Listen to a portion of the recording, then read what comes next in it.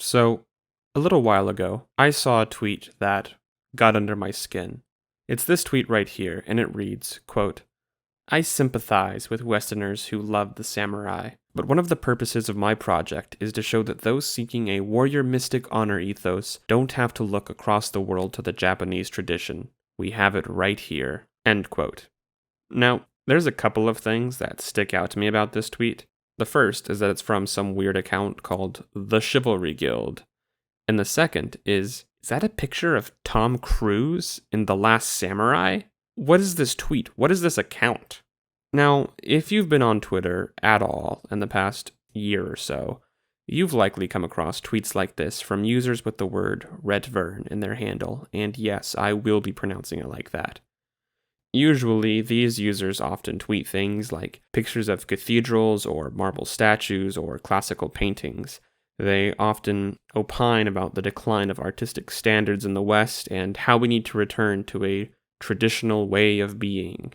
Oftentimes, they focus on the classical Roman period, hence the word Retvrn, as they take the word return and replace the U with a V, as Latin did not have a U.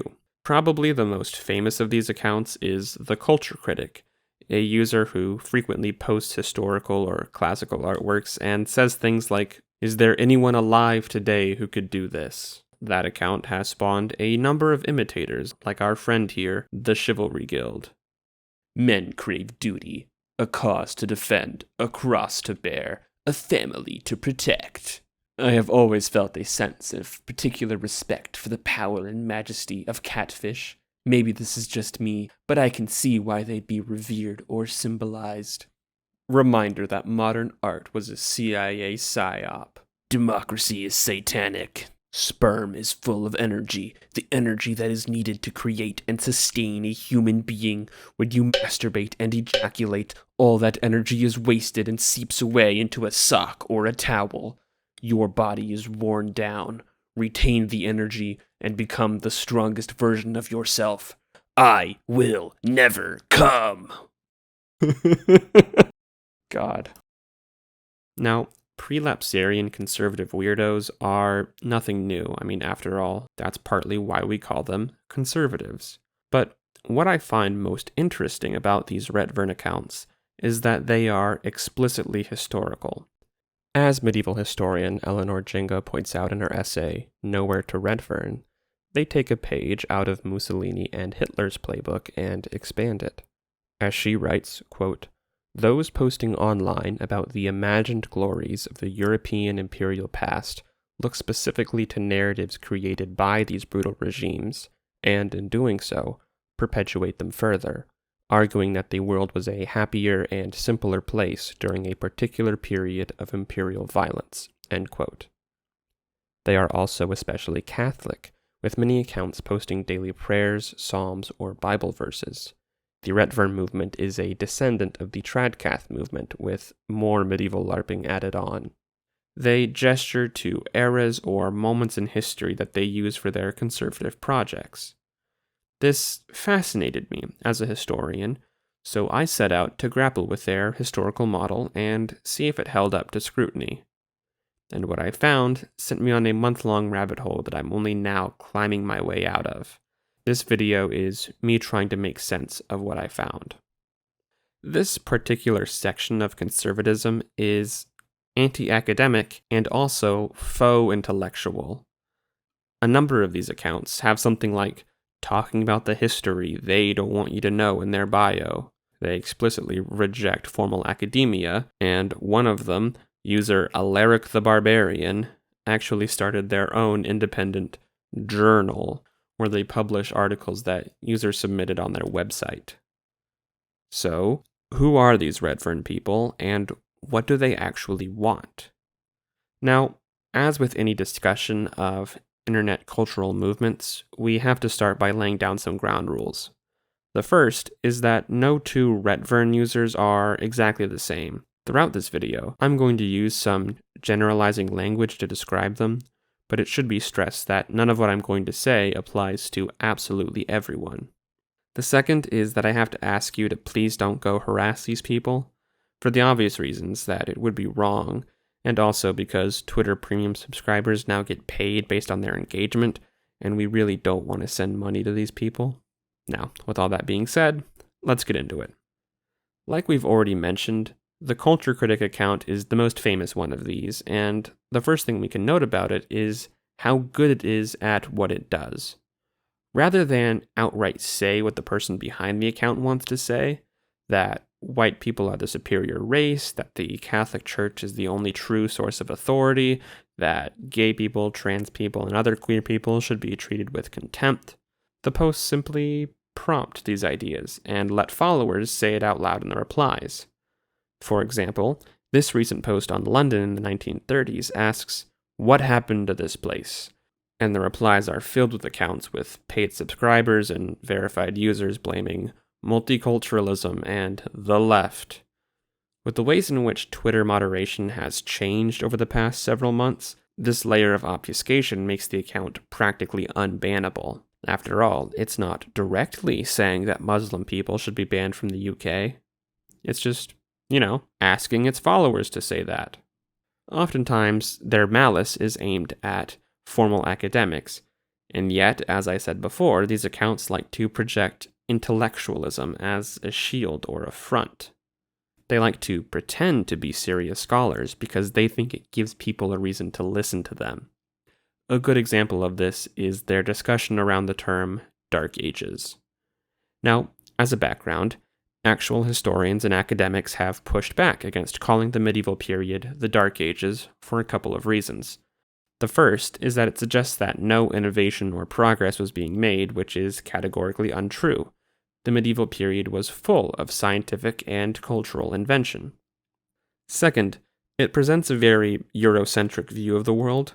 While from a European perspective, relative to the height of the Roman Empire, the Middle Ages may seem comparatively dark, elsewhere, the world was in a golden age. For the early Middle Ages, Japan was in a period of peace and art, while trade flourished in the Indian Ocean, and, most importantly, this period is what we now refer to as the Islamic Golden Age. Islamic scientists and scholars made great strides during this time in the fields of astronomy, botany, chemical and mechanical engineering, and especially in literature and translation. In fact, many of the ancient texts from Rome and Greece that we have today only exist because they were preserved by the Islamic scholars. Cordoba in Spain, controlled by the Umayyad Caliphate at the time, was a center of literary preservation. In the face of all of that, it seems silly to call the medieval period dark. Now, what may surprise you is that the Retvrn community agrees on this. The Middle Ages should not be called the Dark Ages. Except, they say it because they think the Islamic Golden Age wasn't real. Because they're racists. And they've built up a narrative that some mysterious they invented the term Dark Ages as a specific intentional slight against Christians. Now, this article I found from that journal I mentioned earlier actually managed to find a way to credit Christians for the Islamic Golden Age, and in doing so, they did not realize that they're actually making a pro-diversity argument. Apparently, sound rhetoric is not something that they want to Retvrn to. And this is a good segue into my main point, what I really want to say. And that's that whatever period of time they idolize, whatever they want us to return to, was never real. They made it all up. Take Culture Critic, for example. Now, while it's hard to pin down what exactly this account's favorite era is, most of its tweets are just vague gestures at the past and tradition, it's clear that whoever runs the account, their grasp on history is tenuous at best. The account loves Gothic architecture, calling it stuff like humanity's greatest architectural legacy, and lamenting how we don't build cathedrals in Gothic style anymore. In reality, Gothic architecture grew out of a quirk of Europe's economic boom and Catholic doctrine. In the late Middle Ages, as trading guilds developed and urban merchants and craftsmen became more and more wealthy, they tithed more of their money to the church. Meanwhile, there was church policy that meant that a certain percentage of donations the church received had to go to the maintenance and construction of cathedrals. So as people became richer and gave more money to the church had all this money laying around, and they were forced to use it to build more and more expensive cathedrals. This is where the complicated and costly Gothic style comes from. Most people actually hated Gothic architecture when it was introduced, deriding it as tacky and ostentatious. They preferred Romanesque cathedrals, which had been the norm for hundreds of years. The name Gothic actually comes from this disgust with the style. The Goths were considered barbarians and responsible for the fall of Rome. By calling these cathedrals Gothic, they were actually calling them barbaric and in poor taste. Culture Critic here is idealizing the gold-plated toilets of Middle-Age cathedrals. Beyond Culture Critic, there's other accounts like Alaric the Barbarian and Chivalry Guild, who do focus on one specific moment in history. And this is worth some scrutiny. What exactly do they see in their chosen instance in history? What do they think is good about it? What do they want to Retvrn to?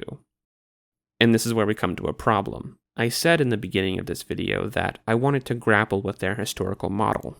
And now I have to say that I failed. Because they don't have a historical model. That journal I talked about earlier, well, I read some of it and it's vapid, empty, contradictory nonsense.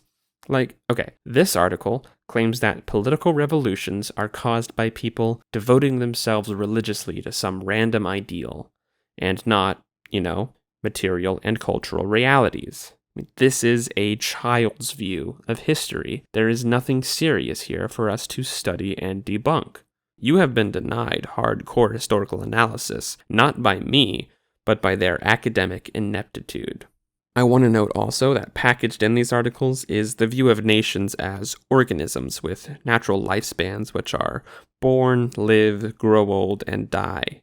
A view that, we should note, is a key element of fascism. In fact, a lot of these Retvrn accounts idolize, shall we say, the German government of the early 1940s. What these accounts do, rather than build a coherent historical worldview, is instead, they reveal the traditionalist project to be hollow. It's just an empty shell of aesthetics for grifters to gesture at and say, "Isn't that pretty? Don't you want that? Too bad they took it from you." And who they is can range anywhere from gay Muslim leftists to, Protestants. But the hollow nature of the project is inconvenient for them, so they dress it up in a cloak of intelligence. Even their beloved white marble statues are fake. Evidence has shown that Romans and Greeks actually painted their statues in bright colors. The purity symbolism they've applied to white marble is just another invention. But why does this matter? So what if they have silly opinions about knights or whatever? Well, I would say that it's important because they want to emulate their made-up history in today's real world. They're pushing an ahistorical, hyper-conservative worldview that casts gays, Muslims, and especially Jews as the enemies of civilization itself. They write like they believe society is about to completely collapse and burn to the ground, just like their beloved Rome. When those are the stakes, it's easy to convince yourself that any action, no matter how extreme, is both necessary and righteous. And not only that, the world that they want to create, if they win, would suck. For everyone. These are the people who think that Republican neoliberalism, the dominant force in American politics for the past several decades, is too far left. They think that Vatican II went too far. The society they want to create would be both hierarchical and rigid. They read, if they read at all, about the political and economic inequalities of feudalism and imagine themselves not as a common serf, but as the nobles in charge. They want women to be forced into submission and servitude, and they want queer people to be removed from society completely. Their world is one that would make everyone else's lives materially worse. But should we be worried about them? I mean, these are big, scary changes that they want for the world. After all that we've said, should we take them seriously? No, Of course not. They're childish and silly. They view history not as a web of cultural, political, and scientific trends, but as a fantasy series with heroes and villains. They see historical figures not as, actual people, but as characters to root for and against. I mean, this is why they get so defensive when you criticize people like the Founding Fathers or Caesar or Columbus, because why would you want to root against the protagonist? And finally, this is where we loop back around to Chivalry Guild. Because as much as the account is a sad, desperate attempt to find some clout amongst right-wing weirdos on the internet, it is also, and this is true, a Lord of the Rings lore account. There are many, many Chivalry Guild tweets about Tolkien and Lord of the Rings. The user takes Tolkien more seriously than W.E.B. Du Bois. And it goes on, too. Chivalry Guild tweets the legend of King Arthur as if it were fact. These are not serious people. They just want to build a little castle for themselves where they can live forever and no one can ever be mean to them. And right now, their castles take the form of cringy Twitter accounts and nothing more.